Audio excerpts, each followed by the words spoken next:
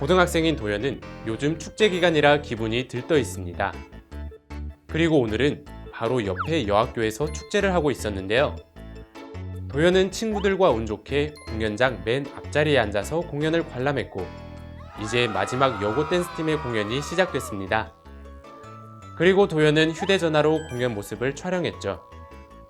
춤이 고등학생들이 춘다고 하기에는 다소 선정적이었지만 도연은 그 영상을 본인의 SNS에 올리게 됩니다. 폭발적인 조회수를 기록하며 댄스팀도 그 영상을 보게 되는데, 댄스팀은 몰래 촬영한 것이니 고소를 하겠다고 합니다. 하지만 도연은 본인들의 공연을 영상으로 찍은 것이 뭐가 죄냐며 반박하죠. 이런 경우 도연은 처벌을 받게 될까요? 축제는 학생들뿐만 아니라 남녀노소 가리지 않고 조아리라 생각됩니다. 요즘 우리나라 고등학생들은 입시에 지쳐 힘들어하는 경우가 많은데 축제 때만큼은 즐겁게 즐겨야겠죠? 그런데 이때 잘못된 행동으로 눈살을 찌푸리게 하는 경우도 발생합니다. 오늘 사례처럼 댄스팀의 공연 영상을 개인 SNS에 올렸다면 처벌을 받게 되는지, 그리고 그 영상이 선정적이라면 또 어떤 결과가 따르는지 전문가의 법적인 해석을 들어보겠습니다. 사안의 경우 만일 해당 여고 댄스팀이 안무를 직접 창작하고 이를 공연한 것이라면 안무에 대한 저작권은 여고 댄스팀에게 있습니다. 따라서 도연이 촬영 영상을 자신의 휴대전화로 녹화한 뒤 이것을 SNS에 올렸다면 저작권 침해에 해당할 수 있습니다.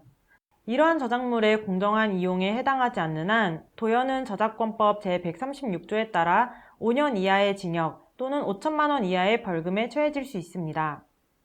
그 밖에 만일 사안에서 도연이 성적 수치심을 유발할 수 있는 특정 부위만을 강조하여 촬영한 것이라면 촬영행위 자체로 성폭력 처벌법에 따라 5년 이하의 징역 또는 3천만 원 이하의 벌금에 처해질 수 있습니다. 그리고 도연이 자기 또는 타인의 성적 욕망을 유발하거나 만족시킬 목적으로 성적 수치심이나 혐오감을 일으킬 수 있도록 동영상을 촬영하여 SNS에 올린 것이라면 이는 성폭력 처벌법상 통신매체를 이용한 음란행위에 해당하여 2년 이하의 징역 또는 500만 원 이하의 벌금에 처해질 수도 있습니다. 이렇게 휴대전화로 동영상을 촬영해 SNS에 올리면 저작권 침해에 해당할 수 있고, 당사자가 성적 수치심을 느끼게 되면 이 역시도 처벌받을 수 있다는 것을 알 수 있었습니다. 다 같이 즐기기 위한 축제에서 서로 얼굴을 붉히는 일은 없어야겠죠? 학생이든 어른이든 축제를 건전하게 즐길 수 있는 문화시민의 자세가 필요하겠습니다.